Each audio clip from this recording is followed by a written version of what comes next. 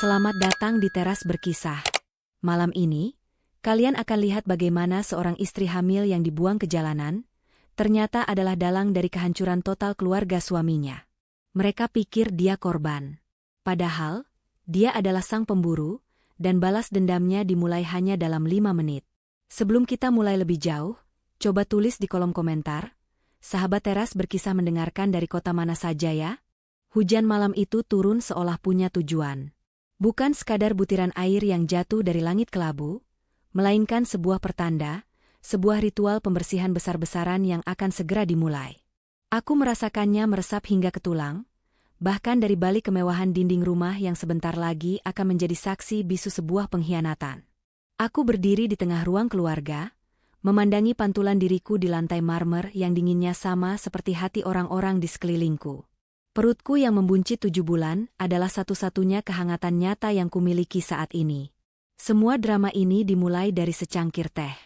Sungguh lucu jika dipikirkan kembali. Sebuah insiden kecil yang sengaja diciptakan untuk menjadi pemicu sebuah ledakan yang sudah mereka rencanakan sejak lama. Ibu Tuti, mertuaku, menjerit dengan nada yang menurutku sedikit terlalu dibuat-buat, seperti aktris dalam sinetron sore yang kurang pendalaman karakter. Jari telunjuknya yang dihiasi cincin emas seukuran buah anggur menunjuk noda teh yang bahkan tak lebih besar dari telapak tanganku di atas karpet Persia miliknya. Karpet yang, ironisnya, kubeli sebagai hadiah ulang tahun untuknya 3 bulan lalu. Lihat perbuatan perempuan ini. Suaranya melengking, memecah keheningan malam yang hanya diisi oleh deru hujan. Sengaja. Kamu pasti sengaja menumpahkannya, kan? Kamu iri dengan semua yang ibu miliki. Dasar perempuan miskin tidak tahu diuntung. Aku hanya diam, membiarkan setiap kata kasarnya menghantamku seperti ombak. Di dalam hati, aku tidak merasakan sakit. Aku justru merasakan geli. Selama setahun penuh aku telah memainkan peran ini dengan sempurna. Peran seorang istri dari desa, yatim piatu, yang beruntung dinikahi oleh Agus, putra tunggal keluarga terpandang. Peran seorang menantu yang penurut, lugu, dan sedikit bodoh.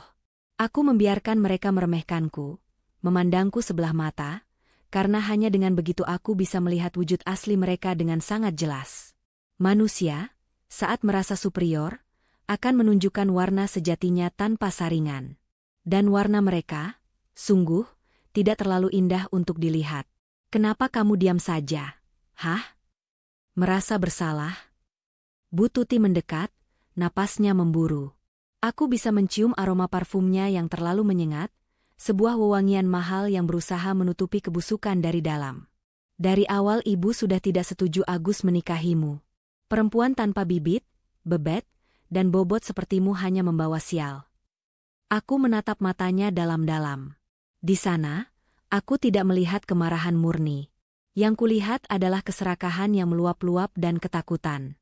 Ketakutan bahwa perempuan miskin, sepertiku akan menggerogoti harta mereka. Oh, betapa salahnya mereka. Mereka tidak sedang menghadapi parasit, mereka justru sedang hidup dari inang yang mereka hina setiap hari. Sebuah ironi yang begitu lezat, hingga aku harus menahan senyum di bibirku. Pintu di ujung ruangan terbuka, dan pangeran dari drama ini akhirnya muncul. Suamiku, Agus, melangkah masuk dengan santai. Ia mengenakan kemeja sutra yang kubelikan untuknya minggu lalu. Kemeja itu tampak hebat di tubuhnya, membuatnya terlihat persis seperti yang kuinginkan, seorang pria sukses dan berkuasa. Sayangnya, penampilan seringkali menipu. Di balik penampilan luarnya, ia hanyalah seorang pria lemah yang bersembunyi di balik kekuasaan ibunya dan, tentu saja, uangku. Ada apa ini, Bu? Tanyanya, nadanya datar, seolah sudah tahu persis apa yang terjadi. Matanya melirik arahku, bukan dengan tatapan seorang suami, melainkan tatapan seorang pemilik yang melihat barangnya yang rusak. Anakku, lihat istrimu ini. Bu Tuti kembali melanjutkan aktingnya, kini dengan sedikit isak tangis palsu yang membuatku ingin bertepuk tangan. Dia sengaja merusak karpet kesayangan ibu. Dia tidak pernah menghargai kita, Gus. Dia hanya menginginkan hartamu. Aku menunggu. Menunggu Agus berbalik ke arahku, mungkin membelaku, atau setidaknya bertanya apa yang sebenarnya terjadi. Itu adalah ujian terakhirku untuknya. Sebuah harapan kecil yang masih tersisa di sudut hatiku, yang entah kenapa masih bertahan meski sudah berkali-kali dikecewakan. Manusia memang makhluk yang aneh, selalu berharap ada keajaiban bahkan ketika semua data menunjukkan sebaliknya. Agus menatapku. Selama beberapa detik, dunia seolah berhenti berputar. Hanya ada aku, dia, dan bayi dalam kandunganku yang bergerak perlahan seolah bisa merasakan ketegangan di ruangan ini.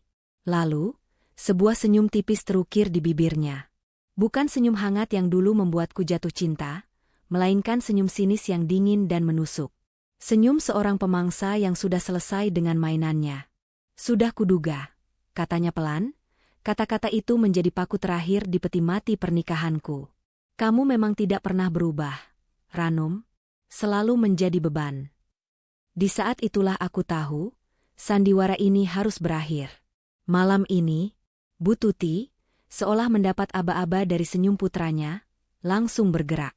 Tangannya yang kasar mencengkeram lenganku. Aku sedikit meringis, bukan karena sakit, tapi karena terkejut dengan betapa cepatnya mereka beralih dari kekerasan verbal ke fisik. Tenaganya, untuk seorang wanita seusianya, ternyata cukup kuat. Mungkin karena didorong oleh kebencian yang sudah menumpuk begitu lama. Keluar kamu dari rumah ini. Sekarang juga.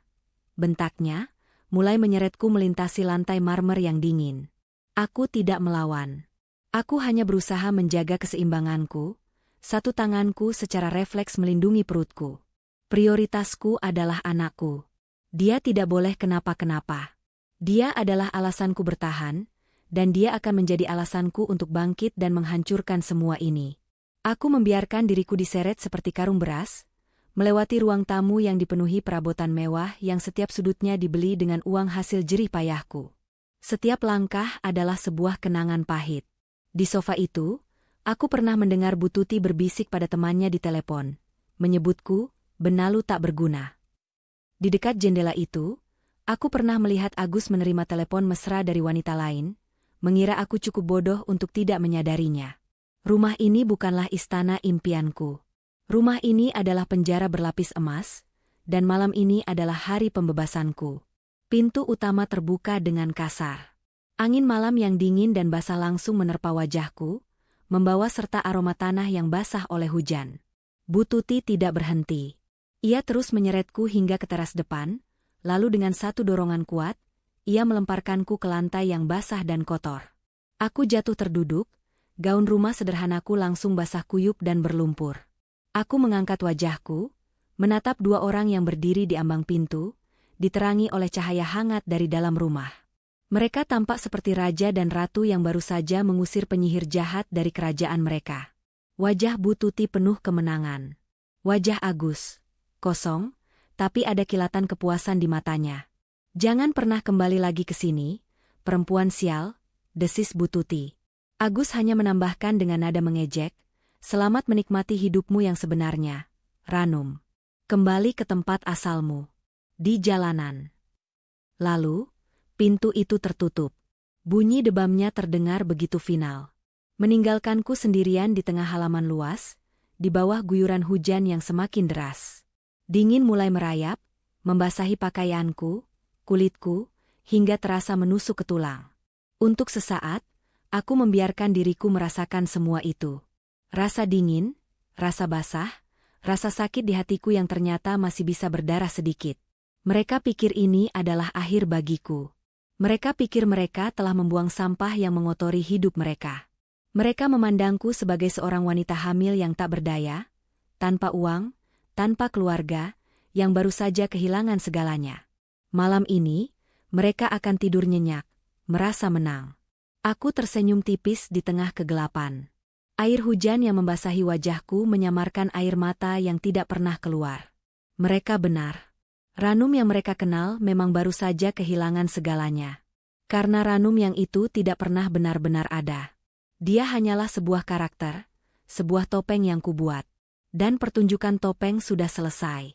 Dengan gerakan perlahan, aku merogoh saku gaunku yang basah. Tanganku yang sedikit gemetar karena dingin berhasil mengeluarkan benda yang paling berharga saat ini. Ponselku. Layarnya menyala, menyorot wajahku yang pucat. Aku mengabaikan puluhan notifikasi dan langsung membuka kontak. Jariku berhenti pada satu nama yang kusimpan dengan sebutan, Sang Algojo. Aku tidak menelepon. Aku hanya mengirim sebuah pesan singkat yang terdiri dari satu kata. Mulai. Pesan terkirim. Aku menarik napas dalam-dalam, merasakan udara dingin memenuhi paru-paruku. Aku menatap kembali ke arah rumah megah itu. Rumah yang dibangun di atas pondasi kebohonganku, dan akan segera runtuh oleh badai kebenaranku. Di dalam sana, Agus dan Bu Tuti mungkin sedang bersulang merayakan kemenangan mereka. Nikmatilah 5 menit terakhir kalian, pikirku dalam hati. Karena setelah itu, neraka yang sesungguhnya akan datang menjemput. Dan aku, dari sini, akan menontonnya dengan pemandangan terbaik. 5 menit. Dalam dunia yang normal, 5 menit hanyalah waktu yang dibutuhkan untuk menyeduh teh atau menunggu lampu merah berganti hijau. Tapi di bawah guyuran hujan malam ini, 5 menit terasa seperti sebuah keabadian yang terukur. Aku tidak bergerak dari tempatku, membiarkan dinginnya air hujan menjadi semacam penegasan bahwa aku masih di sini, aku masih nyata, dan rasa sakit ini adalah bahan bakar yang sempurna. Aku berhitung dalam hati, bukan dengan angka, melainkan dengan detak jantungku yang anehnya begitu tenang dan teratur. Aku bisa membayangkan apa yang sedang terjadi di dalam istana kaca itu. Bu Tuti mungkin sedang menuang anggur mahal ke dalam gelas kristalnya, merayakan kemenangannya dalam mengusir penyakit dari keluarganya. Agus, mungkin, sedang menelepon salah satu wanita simpanannya, memberitahu bahwa jalan mereka kini mulus tanpa ada istri desa yang menghalangi. Mereka pasti sedang tertawa, merasa begitu berkuasa, begitu tak tersentuh di puncak menara gading mereka. Manusia memang cenderung buta saat berada di puncak. Mereka lupa bahwa semakin tinggi mereka berada, semakin keras pula mereka akan jatuh. Tepat saat aku menyelesaikan pemikiran itu, 2 sorot cahaya tajam menembus pekatnya malam dan tirai hujan. Cahaya itu bukan dari mobil biasa. Sinarnya putih bersih dan begitu kuat, berasal dari sepasang lampu sebuah sedan hitam legam yang bergerak pelan namun pasti menuju gerbang utama. Mobil itu mengkilap meski basah oleh hujan, tanpa plat nomor biasa, sebuah simbol kekuasaan sunyi yang tidak perlu berteriak untuk didengar.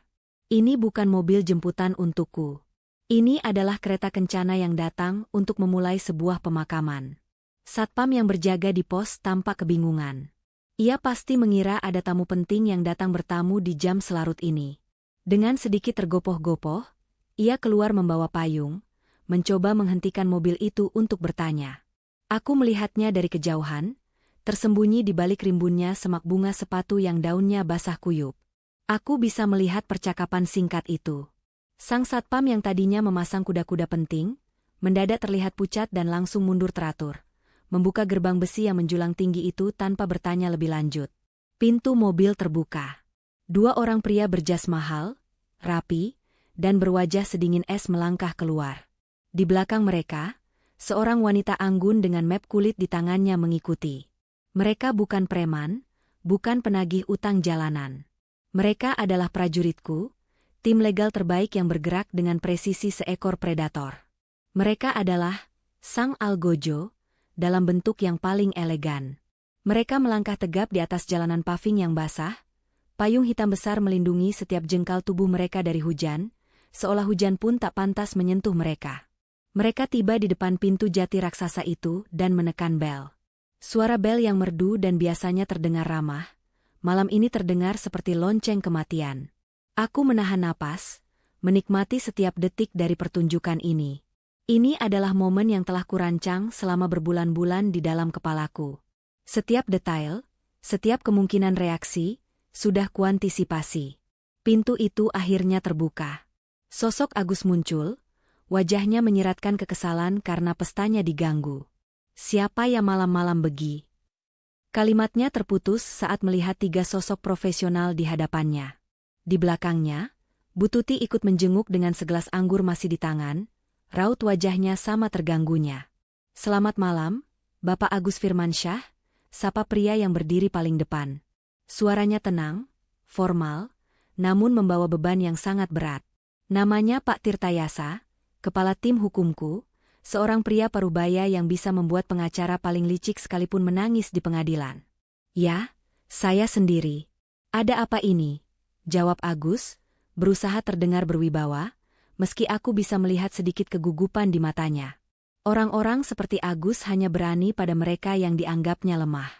Saat berhadapan dengan kekuatan yang setara atau lebih besar, nyalinya menciut seperti kerupuk disiram air. Pak Tirtayasa tidak membuang waktu. Wanita di belakangnya maju selangkah dan menyerahkan map kulit itu pada Agus. Kami dari firma hukum Tirtayasa Rekan. Kami di sini untuk menyampaikan surat penyitaan aset atas properti ini, beserta 2 unit mobil dan seluruh barang bergerak di dalamnya, yang berlaku efektif saat ini juga. Hening. Satu-satunya suara yang terdengar hanyalah derasnya air hujan yang jatuh ke tanah. Wajah Agus berubah dari bingung menjadi tidak percaya. Ia membuka map itu dengan tangan sedikit gemetar. Matanya bergerak cepat membaca baris pertama dari dokumen di dalamnya. Apa-apaan ini? Penyitaan? Anda pasti salah alamat, bentak Agus, mencoba mengembalikan keberaniannya. Bu Tuti, yang sejak tadi hanya menonton, akhirnya angkat bicara. Kalian jangan macam-macam ya. Kalian tahu ini rumah siapa? Suami saya itu pejabat. Kalian bisa saya penjarakan. Sungguh lucu, ia masih membawa-bawa nama suaminya yang sudah lama meninggal. Seolah nama itu adalah jimat sakti yang bisa menyelesaikan semua masalah. Pak Tirtayasa hanya tersenyum tipis. Senyum yang tidak mencapai matanya. Kami tidak salah alamat, Bapak Agus. Rumah ini, beserta seluruh aset di dalamnya, dijaminkan atas nama perusahaan induk keluarga Anda, PT Abadi Jaya, untuk pinjaman modal kerja yang telah jatuh tempo dan gagal bayar. Gagal bayar? Pinjaman apa? Perusahaan kami baik-baik saja, seru Agus. Wajahnya memerah, campuran antara marah dan panik. Mungkin Anda tidak menyadarinya, Pak. Tapi 3 bulan lalu, PT Abadi Jaya mengambil pinjaman sangat besar untuk mendanai proyek terbaru Anda. Dan hari ini, tepatnya 2 jam yang lalu, pinjaman itu dinyatakan gagal bayar setelah Anda gagal memenuhi panggilan pembayaran. Jelas Pak Tirtayasa dengan sabar, seolah sedang menjelaskan pelajaran kepada anak kecil. Disinilah letak kebodohan mereka. Mereka terlalu sibuk menikmati kemewahan hingga lupa memeriksa mesin yang menghasilkan kemewahan itu. Agus memang menandatangani semua dokumen, tapi ia tidak pernah benar-benar membacanya. Ia menyerahkan semua urusan teknis pada orang kepercayaannya, orang yang sudah kubeli kesetiaannya sejak 6 bulan yang lalu. Tidak mungkin. Ini jebakan. Siapa? Siapa pemberi pinjamannya? Teriak Agus. Ia kini benar-benar panik. Pak Tirtayasa menatapnya lurus. Kreditur utama dan kini pemilik sah dari seluruh agunan Anda adalah Mega Konstruksi Group. Nama itu, aku melihatnya dengan jelas. Rahang Agus mengeras dan matanya membelalak. Tentu saja ia tahu nama itu. Mega Konstruksi Group adalah raksasa di industrinya. Sebuah entitas yang begitu besar hingga bisa menelan perusahaan sekelas PT Abadi Jaya untuk sarapan pagi. Tapi ia tidak akan pernah, bahkan dalam mimpi terliarnya sekalipun, menghubungkan raksasa itu dengan perempuan yang baru saja ia lempar ke jalanan. Mega Konstruksi.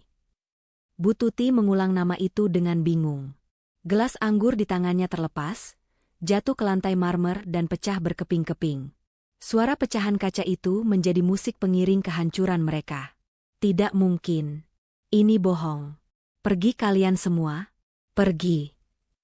Ia mulai histeris, mencoba mendorong tubuh Pak Tirtayasa yang tetap berdiri kokoh seperti batu karang. Sungguh sebuah pemandangan yang menyedihkan sekaligus menggelikan. Ratu yang angkuh itu kini tak lebih dari seorang wanita tua yang kehilangan akal sehatnya. Kami mohon maaf atas ketidaknyamanannya, ujar Pak Tirtayasa, nadanya tetap profesional. Sesuai prosedur, Anda berdua punya waktu 10 menit untuk mengambil barang-barang pribadi yang penting. Setelah itu, tim kami akan mengamankan properti ini. Silakan. 2 orang petugas keamanan berbadan tegap yang sejak tadi menunggu di dekat mobil kini melangkah maju, berdiri mengapit pintu. Wajah mereka tanpa ekspresi. Peran Agus dan Bu Tuti kini telah resmi berganti. Dari pemilik rumah, menjadi tahanan rumah yang akan segera diusir. Aku menyaksikan semuanya dari tempat persembunyianku. Aku melihat Agus yang terduduk lemas di ambang pintu, tatapannya kosong. Aku melihat Bu Tuti yang menangis meraung-raung, sebuah tangisan yang kali ini benar-benar tulus. Ironis sekali, mereka baru bisa menunjukkan emosi yang jujur saat harta mereka direnggut. 10 menit kemudian, pemandangan itu menjadi lebih menyedihkan. Agus keluar hanya dengan sebuah tas ransel di punggungnya. Bu Tuti mengikuti di belakang, memeluk erat tas tangannya seolah itu adalah satu-satunya benda berharga yang tersisa di dunia. Mereka berjalan gontai melewati gerbang, kini tanpa satpam yang memberi hormat. Mereka berdiri di pinggir jalan, basah kuyup oleh hujan, tampak bingung dan tersesat. Persis sepertiku beberapa saat yang lalu. Roda takdir memang berputar begitu cepat. Saat itulah, sebuah mobil lain berhenti tepat di sampingku. Bukan sedan hitam yang sangar, melainkan mobil pribadiku yang nyaman, dengan sopir kepercayaanku di balik kemudi. Pintu belakang terbuka. Aku melangkah masuk, gaunku yang basah dan kotor terasa kontras dengan interior mobil yang hangat dan beraroma lembut. Sopirku, Pak Budi, memberiku selimut hangat tanpa berkata apa-apa. Dari jendela mobil yang gelap, aku menatap untuk terakhir kalinya pada Agus dan Bu Tuti yang masih berdiri di seberang jalan, seperti 2 ekor anak ayam kehilangan induk. "Kita kemana, Bu Ranum?" tanya Pak Budi lembut. Aku menyandarkan kepalaku yang lelah. "Pulang, Pak Budi. Kita pulang ke rumah yang sebenarnya." Pembalasan ini belum selesai. Ini bahkan belum bisa disebut pembalasan. Ini baru pembayaran uang muka. Malam ini, mereka hanya kehilangan rumah. Tapi aku akan memastikan, mereka akan kehilangan segalanya. Rumah. Sungguh sebuah kata yang memiliki banyak makna. Selama setahun terakhir, aku menyebut hunian mewah berlapis kepalsuan itu sebagai rumah. Tapi saat mobil melaju dengan tenang membelah jalanan kota yang basah, aku sadar bahwa aku tidak sedang pulang. Aku sedang melarikan diri dari penjara. Tempat yang akan kutuju inilah rumah yang sesungguhnya. Bukan sekadar bangunan, melainkan sebuah benteng, sebuah pusat komando, sebuah saksi bisu dari semua rencana yang telah kurajut dengan sabar. Perjalanan itu tidak lama. Kami berhenti di depan sebuah gedung apartemen paling mewah di pusat kota, sebuah menara kaca dan baja yang menjulang menantang langit malam. Tidak ada gerbang yang menghalangi, hanya lobi megah yang dijaga oleh petugas berpenampilan necis yang langsung mengenali mobilku. Mereka menyambut dengan hormat, membukakan pintu untukku, dan sama sekali tidak menunjukkan keterkejutan melihat penampilanku yang acak-acakan dan basah kuyup. Di duniaku, loyalitas dan profesionalisme adalah segalanya. Mereka dibayar untuk melakukan pekerjaan mereka, bukan untuk bergosip. Asisten pribadiku, Rina, sudah menunggu di depan lift pribadi yang langsung menuju unitku. Di tangannya sudah siap sehelai jubah mandi tebal dan handuk hangat. Wajahnya menunjukkan kekhawatiran, tetapi ia cukup terlatih untuk tidak menanyakan apapun yang tidak kuceritakan. "Air hangatnya sudah siap, Bu. Pakaian ganti dan makan malam juga sudah saya siapkan di kamar," lapornya dengan suara lembut namun efisien. Rina adalah tangan kananku, otaknya setajam silet dan kesetiaannya tak perlu diragukan. Dia adalah salah satu dari sedikit orang yang tahu sandiwara pernikahanku sejak awal. "Terima kasih, Rina," jawabku sambil menerima jubah mandi itu. "Tolong siapkan ruang kerja. Sambungkan aku dengan Pak Tirtayasa dalam 30 menit. "Baik, Bu." Apartemenku adalah sebuah penthouse yang menempati seluruh lantai teratas. Dindingnya mayoritas terbuat dari kaca, menyuguhkan pemandangan 360 derajat kerlip lampu kota yang tak pernah tidur. Pemandangan yang sama, jutaan titik lampu yang berkelip, yang seringkali mengingatkanku bahwa di setiap titik itu ada kehidupan, ada drama, ada orang-orang serakah seperti Agus, dan mungkin ada juga orang-orang tulus yang tersakiti. Dunia ini panggung yang sangat besar, dan aku memutuskan untuk tidak lagi menjadi pemain figuran di dalamnya. Aku berendam di air hangat cukup lama, membiarkan setiap kotoran dan kenangan pahit dari rumah palsu itu luruh dari tubuhku. Aku menatap perutku yang besar, merasakan gerakan lembut dari dalam. "Sebentar lagi ya, Nak," bisikku. "Dunia yang lebih baik sedang Ibu siapkan untukmu. Dunia di mana tidak ada serigala berbulu domba yang bisa menyakitimu." 30 menit kemudian, aku sudah menjadi sosok yang sepenuhnya berbeda. Gaun rumah yang basah dan kotor telah berganti dengan setelan piyama sutra berwarna gading yang nyaman namun tetap elegan. Rambutku yang panjang sudah kukeringkan dan kuikat rapi. Wajahku bersih tanpa riasan. Di hadapan layar raksasa di ruang kerjaku, aku bukan lagi Ranum, istri desa yang malang. Aku adalah Ranum Adijaya, pendiri dan pemilik tunggal Mega Konstruksi Group. Wajah Pak Tirtayasa muncul di layar, tajam dan jelas. Ia sedang berada di dalam mobil, mungkin dalam perjalanan pulang setelah menyelesaikan tugasnya. Laporan selesai, Bu Ranum. Aset sudah diamankan. Target terlihat sangat terguncang. Lapornya tanpa basa-basi. Aku mengangguk puas. Bagaimana reaksi mereka saat tahu nama perusahaanku? Pak Tirtayasa tersenyum tipis. Persis seperti yang Anda prediksi. Kebingungan total. Mereka tahu nama Mega Konstruksi, tapi otak mereka tidak mampu menghubungkannya dengan Anda. Bagi mereka, itu dua alam semesta yang berbeda. Bagus, kataku. Biarkan mereka bertanya-tanya dalam kebingungan. Ketidakpastian adalah siksaan yang lebih menyakitkan daripada kebenaran itu sendiri. Lanjutkan ke tahap 2 besok pagi. Pastikan semua media yang kita kendalikan memberitakan jatuhnya PT Abadi Jaya. Gunakan narasi, salah urus, dan manajemen yang korup. Hancurkan reputasi mereka hingga tak bersisa. Siap laksanakan, Bu. Satu hal lagi, Pak Tirta, tambahku. Cari tahu di mana mereka akan tinggal malam ini. Mungkin menumpang di rumah kerabat atau menyewa hotel murah. Pastikan mereka tidak bisa bersembunyi. Aku ingin tahu setiap langkah mereka. Sudah dalam pantauan, Bu. Tim saya sedang mengikuti mereka. Panggilan video berakhir. Aku menyandarkan punggungku ke kursi kulit yang empuk, memutar kursiku menghadap jendela kaca raksasa. Hujan sudah reda, menyisakan udara malam yang bersih dan kota yang berkilauan seperti permata. Dari ketinggian ini, semua masalah di bawah sana tampak begitu kecil. Begitu juga Agus dan ibunya. Mereka hanyalah dua titik kecil yang tidak signifikan dalam peta hidupku yang jauh lebih besar. Aku jadi teringat hari pertama aku bertemu Agus. Saat itu aku sedang melakukan penyamaran, meninjau salah satu proyek kecilku di sebuah desa. Aku sengaja berpakaian sederhana, ingin merasakan langsung denyut nadi para pekerja dan warga sekitar. Agus, yang perusahaannya menjadi subkontraktor kecil di proyek itu, melihatku. Mungkin ia melihat kecantikan dalam kesederhanaan, atau mungkin ia melihat mangsa empuk yang bisa dibentuk. Dia mendekatiku dengan pesonanya yang memang harus kuakui cukup memikat. Ia merayuku dengan janji-janji manis tentang kehidupan di kota, tentang cinta yang tulus. Saat itu, sebagian kecil dari diriku yang lelah dengan dunia bisnis yang kejam, ingin mempercayainya. Aku ingin merasakan bagaimana rasanya dicintai bukan sebagai Ranum Adijaya sang miliuner, tapi sebagai Ranum, gadis biasa. Maka, kumainkan peran itu. Aku mengarang cerita tentang latar belakangku yang yatim piatu dan miskin, dan dia memakannya mentah-mentah. Awalnya semua terasa indah. Tapi tak butuh waktu lama bagi naluri bisnisku untuk mendeteksi kejanggalan. Cara bicaranya yang selalu berputar-putar soal uang. Keluhan-keluhannya tentang betapa sulitnya hidup. Hingga akhirnya ia memberanikan diri menikahiku, seolah ia adalah pahlawan yang mengangkat derajatku. Sejak saat itulah aku tahu, ini bukan cinta.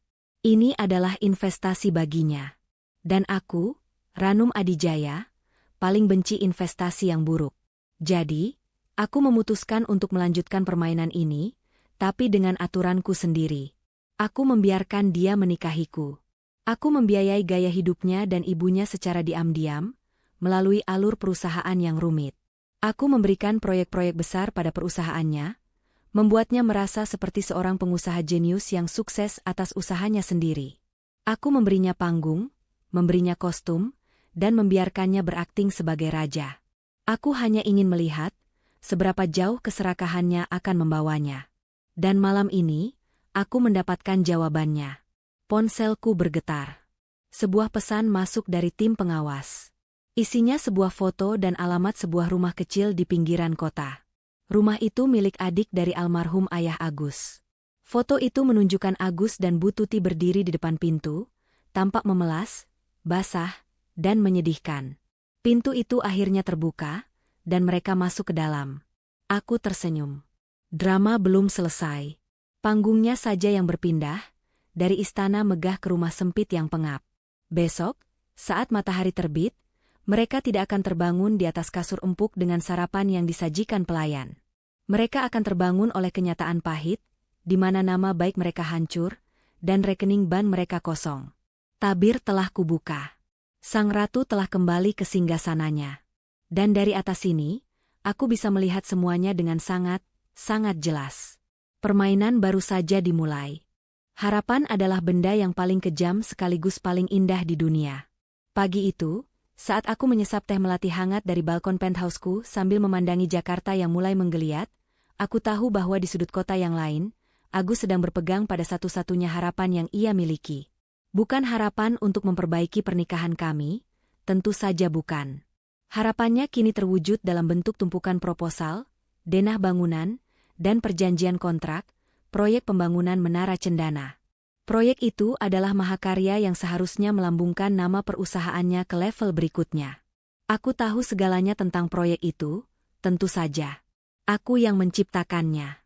Melalui serangkaian manuver bisnis yang rumit, aku memastikan bahwa PT Abadi Jaya milik keluarga Agus memenangkan tender raksasa itu 6 bulan yang lalu. Aku membuatnya terlihat seperti sebuah pertarungan yang sengit, di mana Agus menang karena kecerdasan dan kegigihannya. Padahal, semua lawannya adalah perusahaan-perusahaan boneka yang kumiliki, yang sengaja mengalah di saat-saat terakhir. Aku memberinya kemenangan terbesar dalam hidupnya, hanya agar aku bisa menikmatinya saat aku merenggutnya kembali. Rina masuk dengan tablet di tangannya, langkahnya senyap di atas lantai kayu. Pagi, Bu. Laporan awal sudah masuk. Target tidak tidur semalaman. Sejak pukul 6 pagi tadi, dia sudah menghubungi semua orang yang dia kenal terkait proyek Cendana. Dia terdengar sangat panik. Aku tersenyum tipis. Bagus. Kepanikan adalah awal dari kesalahan. Apa dia sudah tahu berita pagi ini? Rina menggeser layar tabletnya. Terpampang di sana beberapa judul berita utama dari portal-portal bisnis terkemuka. PT Abadi Jaya diambang kebangkrutan. Dugaan salah urus. Aset keluarga Firmansyah disita. Reputasi mereka yang kubangun dengan hati-hati, kini kuhancurkan hanya dalam 1 malam. Dia pasti sudah membacanya.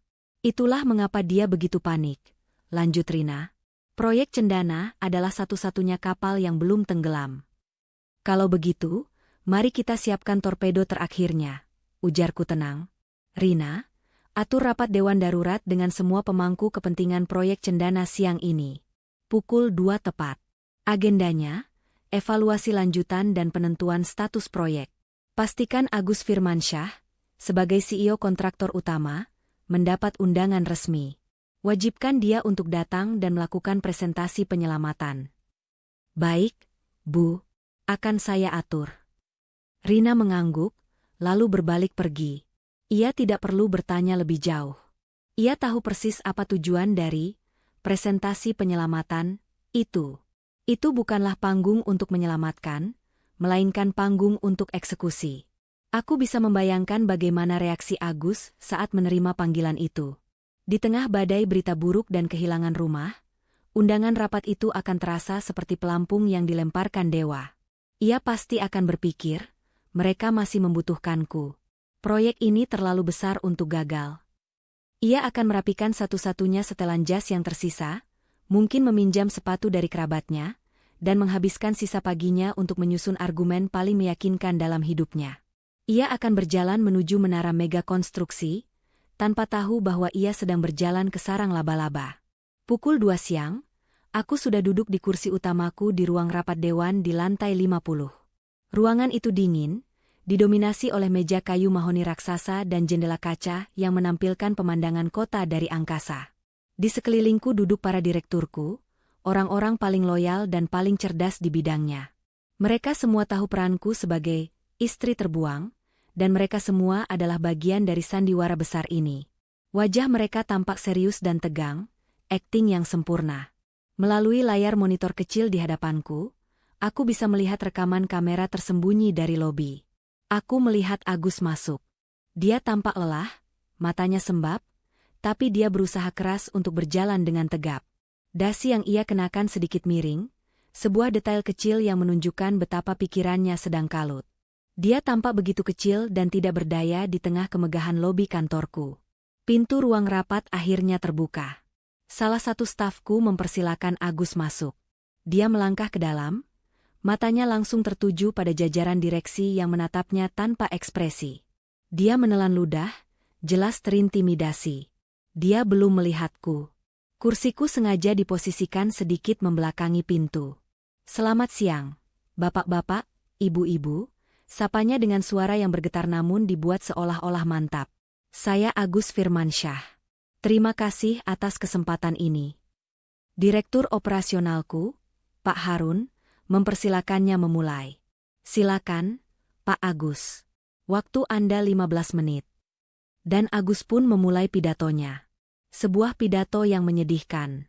Ia berbicara tentang komitmen, tentang visi, tentang bagaimana berita pagi ini hanyalah kesalahpahaman yang dibesar-besarkan oleh media. Ia menjamin dengan seluruh kehormatannya bahwa PT Abadi Jaya akan menyelesaikan proyek Cendana tepat waktu. Ia memohon, dengan cara yang paling profesional yang ia bisa, agar proyek ini tidak dihentikan. Aku mendengarkan setiap katanya dalam diam. Setiap janji kosong, setiap jaminan palsu. Pria ini, yang beberapa jam lalu dengan teganya menyebutku beban dan membuangku ke jalanan, kini sedang memelas demi kelangsungan hidup perusahaannya. Ironi ini begitu pekat, begitu nikmat. Setelah sekitar 10 menit, saat ia berada di puncak argumennya, aku memutuskan inilah waktunya. Aku memutar kursiku perlahan. Suara derit kecil dari mekanisme kursi membuat semua mata, termasuk mata Agus, tertuju padaku. Waktu seolah berhenti. Aku melihatnya dengan jelas. Proses di matanya. Awalnya hanya tatapan sekilas, menganggapku salah satu anggota dewan yang tidak penting. Lalu, ada kerutan di dahinya, sebuah percikan samar pengenalan. Matanya melebar. Mulutnya yang sedang berbicara tiba-tiba terkatup rapat. Warna wajahnya berubah dari merah, karena tegang menjadi pucat pasi seperti kertas. Napasnya tercekat di tenggorokan. Di matanya, aku bisa melihat sebuah perang besar sedang terjadi. Perang antara kenyataan yang ia lihat dan logika yang ia punya. Otaknya pasti sedang berteriak, mencoba menghubungkan sosok Ranum, istri desa Lugu yang sedang hamil besar, dengan perempuan yang duduk di singgasana kekuasaan di hadapannya, mengenakan setelan kerja berwarna biru tua yang dirancang khusus, dengan aura yang bisa membekukan neraka. Ranum, namanya keluar dari bibirnya, bukan sebagai panggilan, melainkan sebagai bisikan penuh ketidakpercayaan. Seluruh keberanian dan kepura-puraan yang ia bangun runtuh dalam 1 detik. Aku menatapnya lurus, tanpa senyum, tanpa ekspresi. Aku membiarkan keheningan yang canggung itu menyiksanya selama beberapa saat. Para direkturku yang lain tetap diam, menambah berat suasana di ruangan itu. Akhirnya, aku angkat bicara. Suaraku tenang, dingin, dan bergema di ruangan kedap suara itu. "Terima kasih atas presentasinya yang penuh semangat, Pak Agus," kataku, memberikan penekanan pada kata semangat. Saya dan segenap Dewan Direksi Mega Konstruksi Group telah mendengarkan dengan saksama. Aku berhenti sejenak, mencondongkan tubuhku sedikit ke depan. Setelah mempertimbangkan kondisi perusahaan Anda saat ini, berita yang beredar, dan terutama masalah integritas dari manajemen puncaknya, aku menatap matanya dalam-dalam saat mengucapkan kata integritas. Dengan ini kami memutuskan untuk menghentikan total proyek Menara Cendana dan memutus seluruh kontrak kerjasama dengan PT Abadi Jaya, berlaku efektif sejak detik ini juga. Palu tak terlihat itu telah kuketok. Wajah Agus kini benar-benar kosong. Tidak ada lagi keterkejutan, hanya kehampaan. Kapal terakhirnya tidak hanya tenggelam, tapi meledak hancur berkeping-keping di hadapannya. Aku berdiri. "Rapat selesai," kataku pada para direkturku, sebelum berjalan perlahan menuju pintu keluar, bahkan tanpa menoleh sedikitpun pada Agus yang masih membeku di tempatnya seperti patung. Saat tanganku menyentuh gagang pintu, aku berhenti dan berkata tanpa berbalik, "Oh, dan Agus, lain kali jika ingin membuang sesuatu, pastikan itu benar-benar sampah." Lalu aku melangkah keluar, meninggalkan pria itu sendirian di tengah reruntuhan kerajaan kecilnya. Ada sebuah pola yang selalu berulang pada manusia-manusia serakah saat mereka terpojok. Setelah fase penyangkalan dan kemarahan, mereka akan memasuki fase tawar-menawar. Mereka akan merendahkan diri, memohon, menangis, dan melakukan apapun untuk mendapatkan kembali apa yang telah hilang. Mereka akan memakai topeng penyesalan, mengucapkan kata maaf yang tidak berasal dari hati, sambil berharap lawan mereka cukup bodoh untuk jatuh ke dalam perangkap yang sama untuk kedua kalinya. Aku tahu persis fase ini akan datang. Aku bahkan sudah menandainya di kalender mentalku. 2 hari setelah rapat dewan yang menghancurkan karir Agus, Rina masuk ke ruang kerjaku dengan ekspresi yang sulit diartikan. Ia tampak sedikit geli, sedikit kasihan, tapi tetap profesional. "Bu, ada tamu yang memaksa ingin bertemu," katanya. Bapak Agus Firmansyah dan ibunya. Mereka tidak punya janji temu, tapi mereka menolak untuk pergi dari lobi. Aku meletakkan pena digitalku.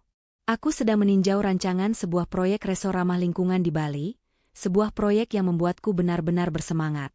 Gangguan ini, sejujurnya, terasa seperti iklan yang muncul di tengah-tengah film favorit. Tapi, ini adalah bagian dari pertunjukan yang tidak boleh kulewatkan. "Biarkan mereka menunggu selama 30 menit di lobi," ujarku tenang. "Pastikan semua orang bisa melihat mereka. Setelah itu, bawa mereka ke ruang antariksa." Rina tersenyum tipis. Dia mengerti. Lobi utama Mega Konstruksi Group adalah sebuah ruangan raksasa dengan atrium setinggi 5 lantai, selalu ramai oleh lalu lalang para eksekutif dan tamu-tamu penting. Membiarkan Agus dan ibunya duduk di sofa lobi selama 30 menit adalah sebuah penghinaan tersendiri. Mereka akan menjadi tontonan, objek bisik-bisik dan tatapan aneh. Sedangkan ruang antariksa adalah julukan untuk salah satu ruang tamu kecil di dekat kantorku. Ruangan itu didesain sangat minimalis dengan dinding kaca di 3 sisinya, menyuguhkan pemandangan kota dari ketinggian yang membuat siapapun merasa kecil dan tidak berarti. Ruangan yang sempurna untuk mematahkan sisa-sisa semangat mereka. Setengah jam kemudian, aku berjalan santai menuju ruang antariksa. Dari jauh aku sudah bisa melihat mereka. Pemandangan itu hampir membuatku tertawa. Mereka terlihat sangat kontras dengan lingkungan sekitarnya. Agus mengenakan kemeja yang sama dengan yang ia pakai 2 hari lalu, kini tampak kusut. Lingkaran hitam di bawah matanya menunjukkan ia kurang tidur. Di sampingnya, Bu Tuti, sang ratu sosialita, kini terlihat seperti rakyat jelata.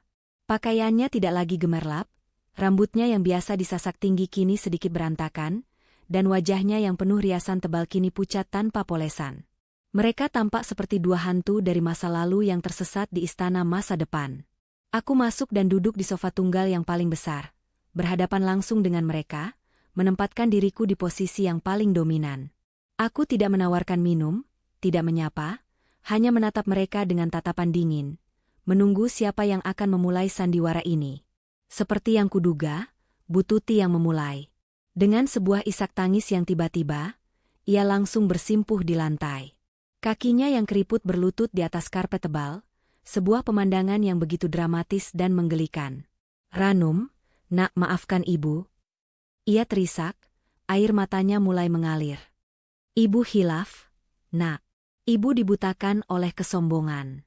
Tolong, nak, maafkan kami. Kami sudah tidak punya apa-apa lagi." Aku hanya diam, menatapnya tanpa ekspresi. Aktingnya kali ini jauh lebih baik daripada saat ia menuduhku menumpahkan teh. Mungkin karena kali ini, ada keputusasaan yang nyata di baliknya.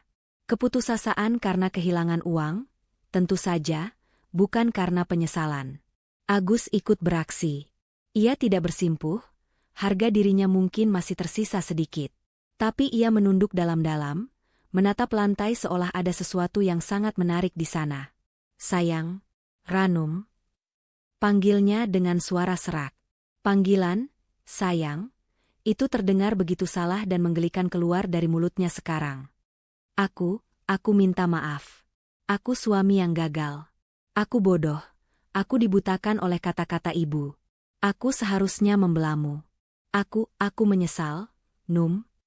Aku hampir mendengus. Menyesal? Akhirnya aku buka suara. Kata pertamaku terdengar tajam di ruangan yang hening itu. "Kamu menyesal karena perbuatanmu, atau kamu menyesal karena ketahuan?" Agus mengangkat wajahnya. Matanya memerah.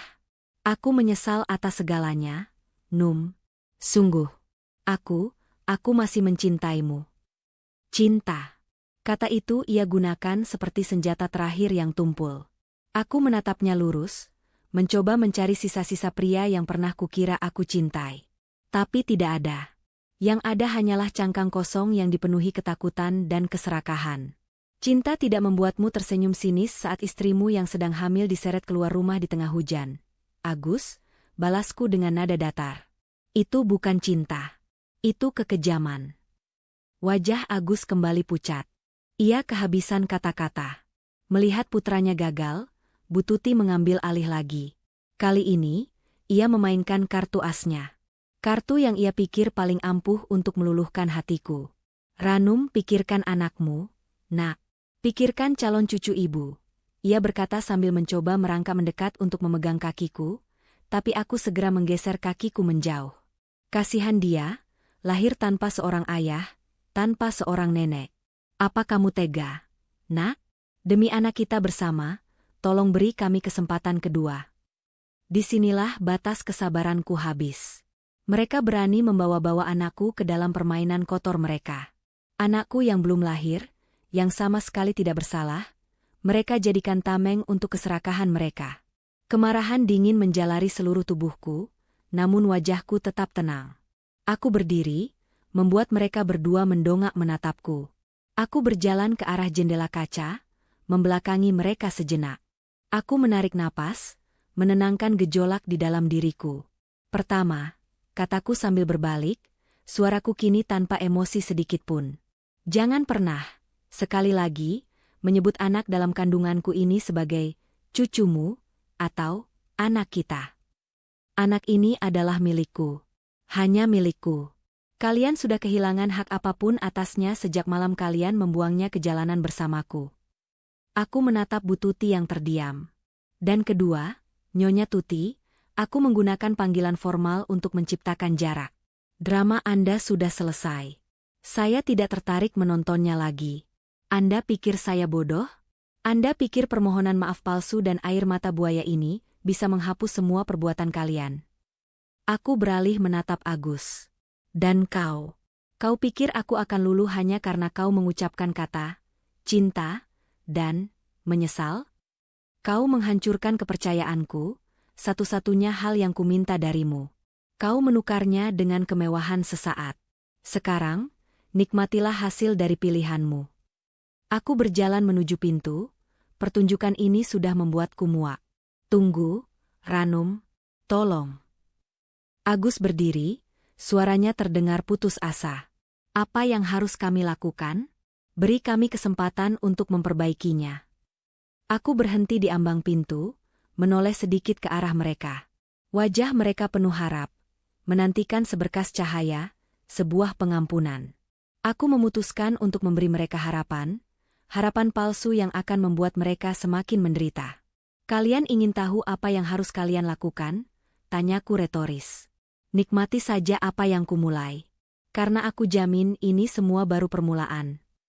Lalu aku melangkah keluar, menutup pintu di belakangku dan meninggalkan mereka berdua dalam keheningan ruang antariksa yang dingin, tergantung di antara langit dan bumi, tanpa punya apa-apa lagi untuk diharapkan. Anakku bergerak lagi di dalam rahimku, sebuah tendangan kecil yang terasa kuat dari dalam. Setiap kali ia bergerak, aku tidak hanya merasakan kehadiran seorang calon manusia, tetapi juga teringat dengan jelas pada alasan mengapa semua ini kumulai. Ini bukan sekadar tentang uang atau kekuasaan. Ini adalah tentang sebuah pencarian akan sesuatu yang nyata di dunia yang penuh dengan kepalsuan, sebuah pencarian yang membawaku pada pengkhianatan paling dalam. 2 tahun yang lalu, hidupku terasa seperti berada di dalam sebuah gelembung kaca. Aku adalah Ranum Adijaya, nama yang lebih sering terdengar di ruang rapat dewan dan kolom berita bisnis daripada di percakapan warung kopi.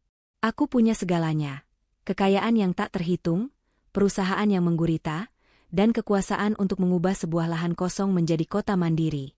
Tapi di balik semua itu, aku merasakan kekosongan yang luar biasa.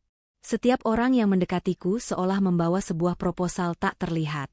Mereka memuji kecerdasanku, padahal yang mereka lihat adalah nilai saham perusahaanku.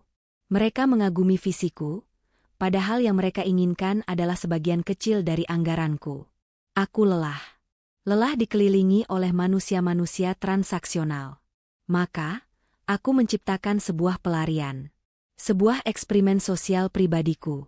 Aku menciptakan alter ego, Ranum, seorang gadis desa sederhana, yatim piatu, yang bekerja sebagai pengawas lapangan junior.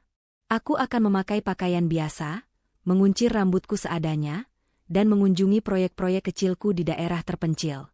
Aku ingin bernapas tanpa membawa beban nama Adijaya. Aku ingin berbicara dengan orang-orang yang tidak tahu siapa aku, yang akan menilaiku hanya dari caraku berbicara dan bersikap. Awalnya, ini bukan rencana balas dendam. Ini adalah caraku mencari udara segar. Di salah satu proyek pembangunan jembatan desa itulah aku bertemu Agus. Hari itu panas menyengat, debu beterbangan di mana-mana. Aku sedang duduk di bawah pohon, membuat beberapa catatan, saat dia mendekat. Dia adalah manajer dari perusahaan subkontraktor lokal yang mengerjakan bagian pondasi. Dia tidak mengenalku. Di matanya, aku hanyalah seorang karyawati biasa. Panas sekali, ya, Mbak? Sapanya sambil tersenyum ramah dan menyodorkan sebotol air mineral dingin. Jangan sampai dehidrasi. Sebuah tindakan yang begitu sederhana, begitu manusiawi. Sesuatu yang tidak pernah kudapatkan dari para kolega bisnisku yang lebih suka menyodorkan proposal bernilai miliaran. Aku menerima air itu, dan kami pun mulai mengobrol. Dia tampak berbeda. Dia berbicara tentang impian-impiannya, bukan tentang aset-asetnya. Dia bercerita tentang ibunya yang ia sayangi, tentang keinginannya untuk membuat orang tuanya bangga. Dia memancarkan pesona seorang pria pekerja keras yang sedang berjuang dari bawah. Dan aku, yang begitu merindukan ketulusan, mulai mempercayainya. Aku terpikat pada cerita tentang dirinya. Hubungan kami berlanjut. Aku menikmati setiap detik dari sandiwara itu. Menjadi gadis sederhana yang dijemput dengan motor bebek, makan di warung tenda pinggir jalan, dan menerima hadiah-hadiah kecil yang katanya ia beli dari hasil jerih payahnya. Aku merasa hidup. Aku merasa normal. Aku mulai berpikir, mungkin inilah dia. Mungkin aku telah menemukan seseorang yang bisa mencintaiku tanpa mengetahui nominal rekening bankku. Betapa naifnya aku saat itu. Kacamata merah jambuku mulai retak beberapa bulan kemudian. Retakan pertama muncul dalam bentuk keluhan-keluhan kecil. Keluhan tentang betapa sulitnya mencari modal, tentang klien yang membayar telat, tentang betapa ia berharap punya koneksi orang besar. Aku mengabaikannya, menganggapnya sebagai curahan hati biasa dari seorang pengusaha yang sedang berjuang. Retakan kedua menjadi lebih jelas. Saat kami berjalan-jalan di mal, matanya selalu tertuju pada barang-barang mewah. Jam tangan, mobil, pakaian bermerek. Ia akan menghela napas dan berkata, "Suatu hari nanti, aku akan membelikan semua ini untukmu, sayang." Dulu aku pikir itu romantis. Belakangan aku sadar, itu adalah caranya memproyeksikan keinginannya sendiri. Lalu tibalah hari di mana kacamata itu pecah berkeping-keping. Itu adalah hari ulang tahunku. Agus berjanji akan memberiku kejutan makan malam. Aku menunggunya di sebuah restoran sederhana yang sudah kami sepakati. Dia terlambat hampir 1 jam. Saat aku hendak meneleponnya, aku melihatnya di seberang jalan, di depan sebuah toko perhiasan, sedang berbicara di telepon dengan nada yang sangat serius. Penasaran, aku menyeberang jalan dan bersembunyi di balik pilar besar, cukup dekat untuk mendengar percakapannya. Itu adalah ibunya. Dan kata-kata yang kudengar dari mulut pria yang kukira mencintaiku itu menghancurkan duniaku. "Iya, Bu, sabar. Cincinnya yang biasa saja dulu. Tidak perlu yang mahal," katanya dengan nada sedikit berbisik. "Anggap saja ini modal awal. Dia itu lugu sekali, Bu.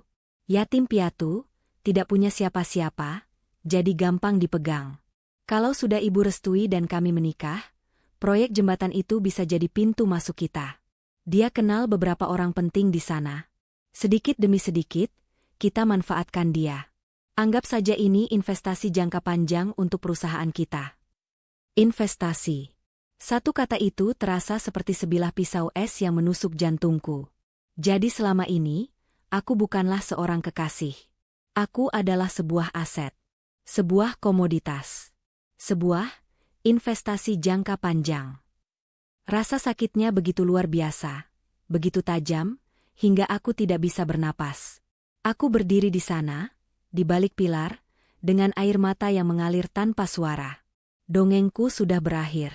Tapi saat air mata itu mengering, sesuatu yang lain muncul menggantikannya. Bukan lagi kesedihan, melainkan kemarahan yang dingin dan terukur. Otakku yang biasa kugunakan untuk menyusun strategi bisnis triliunan rupiah, kini beralih fungsi. Jika aku adalah sebuah investasi bagi mereka, maka aku akan memastikan mereka akan mengalami kerugian total. Aku tidak akan mundur. Aku justru akan maju. Aku akan memberikan apa yang mereka inginkan, dan lebih banyak lagi. Aku akan menikahi Agus. Malam itu, saat Agus akhirnya datang dengan senyum palsu dan sebuah cincin murahan, aku tersenyum kembali dan berkata, "Ya." Di matanya, aku melihat kilatan kemenangan. Di mataku, ia tidak melihat apa-apa selain pantulan wajahnya sendiri. Sejak malam itulah, polis asuransi paling mematikan dalam sejarah hidupku mulai kurancang. Aku kembali ke singgasanaku sebagai Ranum Adijaya secara diam-diam. Aku mulai menyuntikkan dana ke perusahaan Agus melalui perusahaan cangkang, membuatnya tumbuh pesat. Aku memberinya proyek-proyek besar, membuatnya merasa seperti raja. Aku membiayai rumah mewah, mobil, dan semua gaya hidup mereka, sambil memastikan setiap aset itu terikat pada perjanjian utang yang rumit atas nama perusahaanku. Aku membangun sebuah rumah kartu yang indah untuk mereka, dan aku memegang kartu as yang akan meruntuhkan semuanya. Aku melakukan semua itu sambil terus memainkan peranku sebagai istri lugu yang beruntung. Sebuah pertunjukan yang sangat melelahkan, tapi sepadan. Aku menghela napas, kembali ke masa kini. Tanganku mengelus perutku dengan lembut. Dulu, aku mencari cinta dan menemukan pengkhianatan. Jadi, aku putuskan untuk menciptakan keadilanku sendiri. Dan anakku, ia tidak akan pernah merasakan sakitnya dikhianati oleh orang yang seharusnya melindunginya. Itulah janjiku. Polis asuransi terbaik untuk masa depannya. Dalam dunia bisnis, ada istilah yang disebut hostile takeover atau pengambil alihan paksa. Prosesnya brutal, cepat, dan tidak menyisakan ruang untuk negosiasi. Aset direbut, manajemen diganti, dan struktur lama dihancurkan. Apa yang kulakukan pada PT Abadi Jaya dan rumah mewah mereka adalah versi korporat dari pembalasan dendamku. Tapi aku tahu, itu belum cukup. Untuk orang-orang seperti Agus dan Bu Tuti, kehancuran sejati bukanlah kehilangan perusahaan atau rumah. Kehancuran sejati adalah saat mereka tidak bisa lagi membeli secangkir kopi di kafe mahal atau membayar ongkos taksi. Maka, inilah saatnya untuk memutus urat nadi terakhir mereka, akses ke uang tunai. Beberapa hari setelah kunjungan memilukan mereka ke kantorku, aku mengadakan rapat pagi dengan tim keuanganku. Bukan di kantor, melainkan di taman indoor pribadiku di salah satu sudut penthouse. Ditemani secangkir coklat hangat dan suara gemericik air dari kolam kecil, kami membahas strategi untuk melumpuhkan keuangan pribadi mereka. Suasananya begitu tenang, sangat kontras dengan topik pembicaraan kami yang begitu kejam. "Laporan intelijen keuangan sudah masuk, Bu," kata Pak Surya, kepala tim auditku, seorang pria berkacamata yang matanya setajam elang saat melihat angka. "Seperti yang Anda duga, mereka tidak sebodoh itu menyimpan semua telur dalam satu keranjang. Selain rekening gaji resmi yang terhubung dengan perusahaan, Agus Firmansyah memiliki 3 rekening pribadi di bank berbeda, kemungkinan untuk menyimpan dana taktis." Aku tersenyum. Dana taktis adalah istilah halus untuk uang hasil penggelapan kecil-kecilan dari proyek-proyek yang kuberikan padanya. Aku sudah tahu tentang rekening-rekening itu sejak lama. Ibunya, Nyonya Tuti, lebih licik, lanjut Pak Surya. Beliau punya beberapa deposito berjangka atas namanya, 1 berangka simpanan di bank swasta, dan, ini yang menarik, sebuah polis asuransi investasi bernilai cukup besar yang jatuh temponya 3 tahun lagi. Aku mengangguk perlahan. Bu Tuti selalu memuja keamanan finansial di atas segalanya. Ia menimbun uang seperti tupai menimbun kacang untuk musim dingin. Sayangnya, ia tidak sadar kalau musim dingin kali ini diciptakan olehku, dan aku tahu letak semua simpanan kacangnya. "Baik," kataku setelah mendengar laporan lengkap. "Pak Surya, saya mau semua rekening itu dibekukan pagi ini juga. Gunakan klausul utang pribadi yang pernah Agus tanda tangani sebagai jaminan pinjaman perusahaan. Klausul kecil yang kubuat tim legal selipkan di halaman 27, yang menyatakan bahwa seluruh aset pribadinya ikut menjadi jaminan jika terjadi gagal bayar. Saya yakin dia tidak pernah membacanya. Untuk deposito dan brankas Nyonya Tuti, lanjutku, kita gunakan jalur lain. Tim legal kita pasti bisa menemukan bukti bahwa sumber dana untuk simpanan itu berasal dari aliran dana tidak wajar dari PT Abadi Jaya. Laporkan sebagai dugaan pencucian uang. Pihak bank akan langsung membekukan semuanya sambil menunggu investigasi. Mereka tidak akan bisa menyentuh uang itu setidaknya selama beberapa tahun. Pak Surya mencatat semua instruksiku dengan cepat. Bagaimana dengan polis asuransi itu, Bu? Aku berpikir sejenak. Yang itu, jangan disentuh dulu, jawabku, sebuah senyum tipis terukir di bibirku. Biarkan itu menjadi harapan palsu terakhir mereka. Biarkan mereka berpikir masih punya dana darurat untuk masa depan. Aku akan mencabutnya nanti, di saat mereka benar-benar merasa putus asa. Mencabut harapan itu jauh lebih menyakitkan daripada mencabut uang. Instruksi diterima, Bu. Kami akan laksanakan segera. Rapat selesai. Timku pergi, meninggalkanku sendirian di tengah hijaunya taman pribadiku. Aku memejamkan mata, membayangkan apa yang akan terjadi. Aku membayangkan Agus di sebuah anjungan tunai mandiri, memasukkan kartunya berulang kali, hanya untuk melihat tulisan, transaksi ditolak, muncul di layar. Aku membayangkan kepanikannya saat mencoba kartu lain dan hasilnya sama. Aku membayangkan Bu Tuti yang berjalan dengan angku ke banknya untuk mencairkan deposito, hanya untuk diberitahu oleh manajer bank dengan wajah menyesal bahwa rekeningnya sedang dalam pengawasan. Ponselku bergetar beberapa jam kemudian. Sebuah video singkat masuk dari salah satu tim pengawasku. Rekaman itu diambil dari seberang jalan, menunjukkan sebuah pemandangan yang lebih memuaskan daripada laporan laba rugi manapun. Agus dan Bu Tuti terlihat sedang berdebat sengit dengan seorang sopir taksi di pinggir jalan. Dari gerak tubuh mereka, jelas sekali mereka tidak punya cukup uang untuk membayar ongkos. Bu Tuti tampak histeris, menunjuk-nunjuk sementara Agus berusaha menenangkannya sambil merogoh semua kantong celananya, mungkin mencari sisa-sisa uang receh. Akhirnya, sopir taksi yang marah itu membukakan bagasi, mengeluarkan sebuah koper milik mereka, dan membantingnya ke trotoar sebelum melaju pergi dengan umpatan yang tak terdengar. Pemandangan itu adalah sebuah cerminan sempurna. Dari diantar sopir pribadi dengan mobil mewah, kini mereka terdampar di trotoar panas karena tidak bisa membayar taksi. Dari istana di langit, mereka telah jatuh bebas ke selokan. Aku tahu mereka masih punya beberapa perhiasan atau barang bermerek yang bisa dijual. Tapi itu hanya akan memberi mereka napas untuk beberapa hari, mungkin beberapa minggu. Uang hasil menjual barang-barang curian, karena sejatinya semua itu dibeli dengan uangku, akan cepat habis. Setelah itu, mereka akan merasakan apa artinya kelaparan yang sesungguhnya. Mereka akan merasakan bagaimana rasanya diusir dari kontrakan karena tidak bisa bayar sewa. Mereka akan merasakan semua penderitaan yang dulu mereka pikir hanya pantas untuk orang-orang miskin sepertiku. Aku meletakkan ponselku. Tidak ada rasa kemenangan yang meluap-luap. Yang ada hanyalah rasa dingin dari sebuah perhitungan yang berhasil. Aku telah merenggut kekayaan mereka, menghancurkan reputasi mereka, dan kini, aku telah memutus urat nadi finansial terakhir mereka. Mereka kini benar-benar miskin. Lebih miskin daripada Ranum, si gadis desa yang dulu mereka hina. Karena setidaknya, gadis desa itu punya sesuatu yang tidak ternilai, martabat. Sesuatu yang kini tidak lagi mereka miliki. Kehancuran total memiliki suaranya sendiri. Awalnya adalah ledakan yang memekakan telinga, lalu diikuti oleh keheningan panjang yang mencekam. Selama hampir 2 minggu, aku tidak mendengar apapun dari Agus dan Bu Tuti. Tim pengawasku melaporkan bahwa mereka bertahan hidup dengan menjual sisa-sisa perhiasan murahan milik Bu Tuti dan tinggal menumpang dari satu kerabat ke kerabat lain, seringkali diusir setelah beberapa hari karena dianggap sebagai beban. Mereka telah jatuh ke level terendah dalam rantai sosial, menjadi pengemis di lingkungan keluarga mereka sendiri.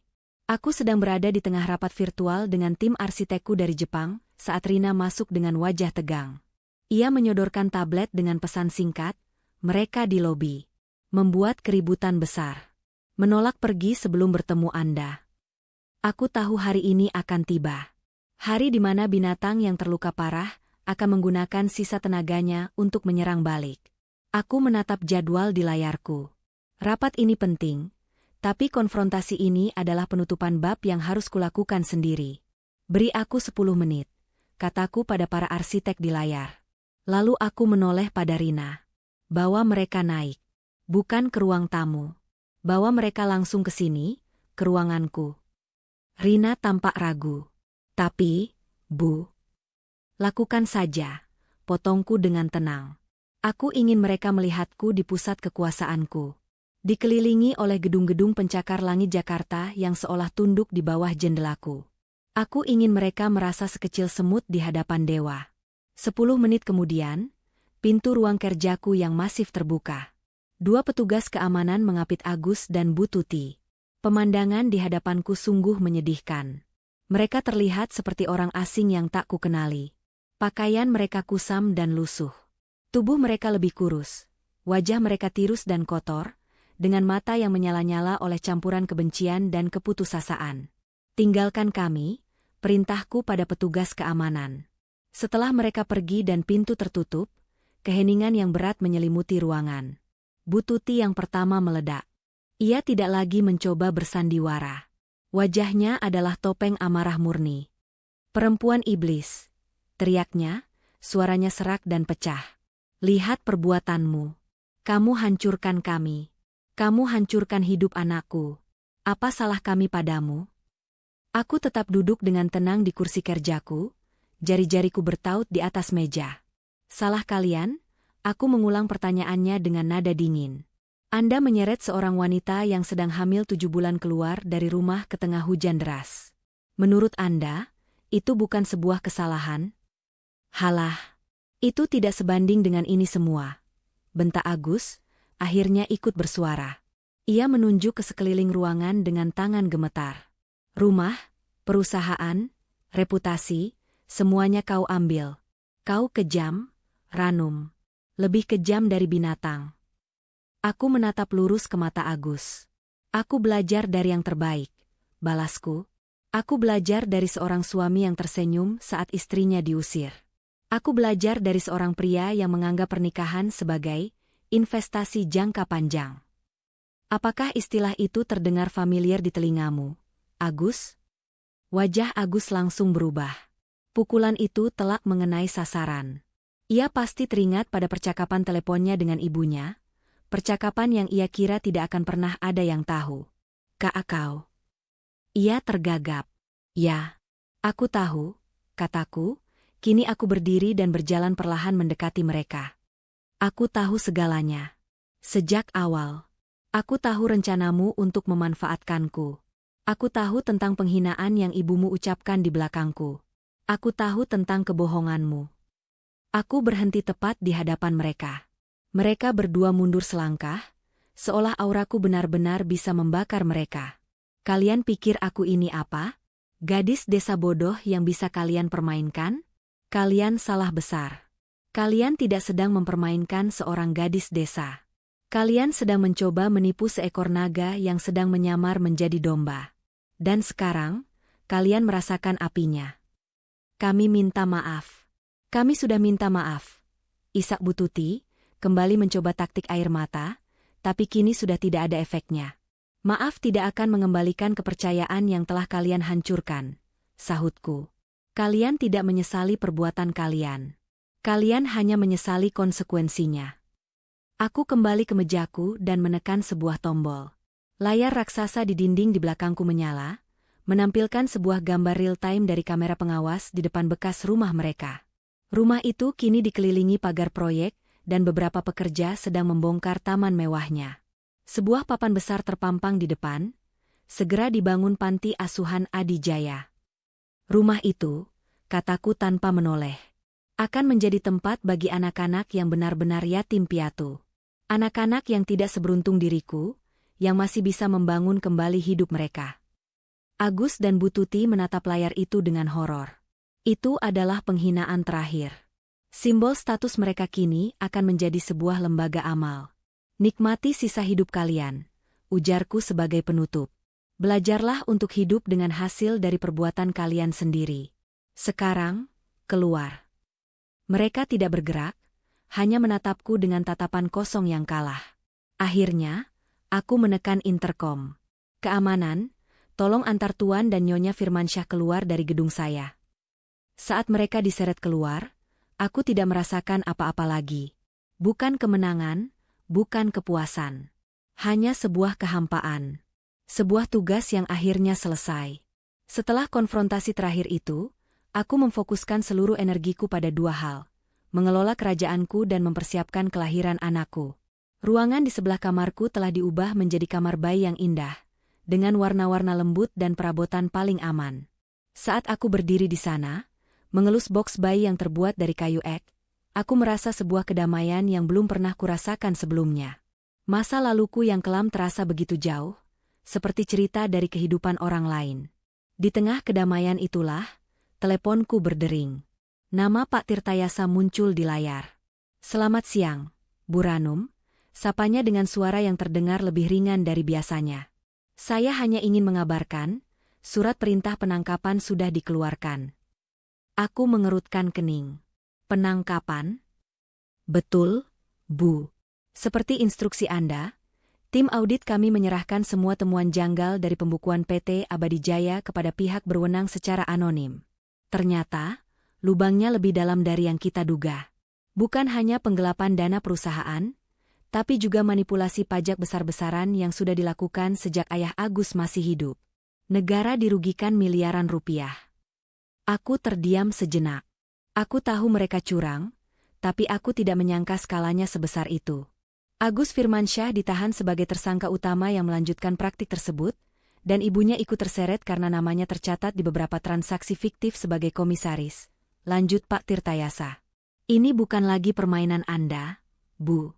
Ini sudah menjadi urusan negara." Beberapa jam kemudian, Rina menunjukkan sebuah video berita yang sedang viral di internet. Video itu direkam dengan ponsel oleh salah satu tetangga. Terlihat beberapa polisi berpakaian preman memasuki rumah kontrakan sempit tempat Agus dan ibunya menumpang. Pemandangan berikutnya adalah pemandangan yang akan terpatri selamanya di ingatan publik.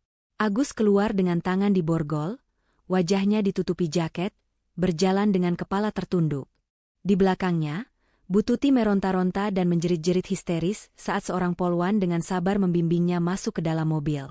"Saya tidak bersalah. Ini semua fitnah perempuan iblis itu. Lepaskan saya," teriakannya terdengar parau. Aku menonton video itu tanpa ekspresi. Dulu, mereka menghinaku di balik kemewahan dinding rumah mereka. Sekarang, aib mereka dipertontonkan di hadapan seluruh dunia. Aku tidak merancang ini.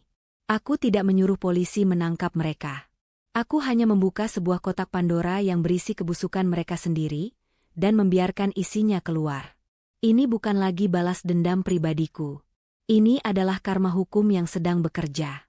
Alam semesta sedang menyeimbangkan dirinya sendiri. Aku mematikan tablet itu. Aku berjalan ke jendela, menatap langit biru yang cerah. Aku merasa sebuah beban berat terangkat dari pundakku. Ikatan terakhirku dengan masa lalu yang menyakitkan itu telah diputus. Bukan oleh tanganku, tetapi oleh tangan keadilan yang tak terlihat. Aku akhirnya bebas. Benar-benar bebas. 1 tahun kemudian. Suara tawa riang seorang bayi menggema di ruang kerjaku yang luas, memantul dari dinding kaca dan berbaur dengan derupelan kota Jakarta di bawah sana. Di sudut ruangan, di atas sebuah matras bermain yang empuk, putraku yang berusia 8 bulan, Bima Adijaya, sedang berusaha meraih sebuah mainan berbentuk jerapah. Ia adalah matahariku, duniaku, dan alasan dari setiap napasku. "Lihat, jagoan mama sudah pintar," kataku sambil tersenyum, sebelum kembali fokus pada layar di hadapanku di mana beberapa wajah serius dari dewan direksiku menatapku. "Baik, Pak Harun, kita setujui anggaran untuk ekspansi di Singapura. Tolong siapkan dokumennya." Aku mengakhiri panggilan video itu dan langsung beranjak dari kursiku, mengangkat Bima ke dalam pelukanku. Ia tertawa, tangan mungilnya menepuk-nepuk pipiku. "Inilah hidupku sekarang. Seorang ibu sekaligus seorang CEO. 2 peran yang kujalani dengan sepenuh hati. Kemarahan dan dendam yang dulu pernah membakar jiwaku kini telah padam, berganti dengan kehangatan cinta yang tak terbatas untuk putraku. Saat sedang bermain dengan Bima, Sebuah notifikasi pesan masuk ke ponselku. Dari Pak Tirtayasa. Isinya singkat, sebuah pembaruan terakhir yang bahkan tidak lagi kuminta. Kasus Firmansyah sudah ingkrah. Agus divonis 8 tahun penjara. Nyonya Tuti, karena usia dan peran sekundernya, divonis 2 tahun masa percobaan dan wajib lapor. Aset sisa mereka disita negara. Kasus ditutup. Aku membaca pesan itu, lalu menguncinya tanpa membalas. Berita itu tidak menimbulkan emosi apapun. Tidak ada kegembiraan, tidak ada simpati. Itu hanyalah sebuah informasi, sebuah titik di akhir sebuah kalimat yang sangat panjang. Mereka telah menjadi catatan kaki yang tidak relevan dalam buku kehidupanku yang tebal. Nasib mereka kini berada di tangan mereka sendiri dan sistem peradilan. Aku membawa Bima ke dekat jendela raksasa, menggendongnya sambil menunjuk ke arah gedung-gedung yang menjulang. Lihat, sayang, bisikku padanya. Suatu hari nanti, semua ini akan menjadi tempat bermainmu. Tapi ingat, kekuasaan terbesar bukanlah tentang membangun gedung setinggi langit. Kekuasaan terbesar adalah membangun kehidupan yang baik, yang penuh dengan cinta dan kejujuran. Bima hanya mengoceh, seolah mengerti. Aku memeluknya erat. Balas dendam terbaikku bukanlah saat aku melihat mereka hancur. Balas dendam terbaikku adalah momen ini. Saat ini, di mana aku berdiri di puncak dunia, bukan dengan kebencian, melainkan dengan cinta di dalam pelukanku. Aku telah berhasil membangun kembali duniaku di atas puing-puing pengkhianatan mereka, dan duniaku yang baru ini jauh lebih indah. Dulu, mereka mencoba memadamkan cahayaku. Mereka tidak tahu bahwa aku adalah mataharinya. Dan kini, fajar baru telah tiba. Fajar untukku dan sang pewaris.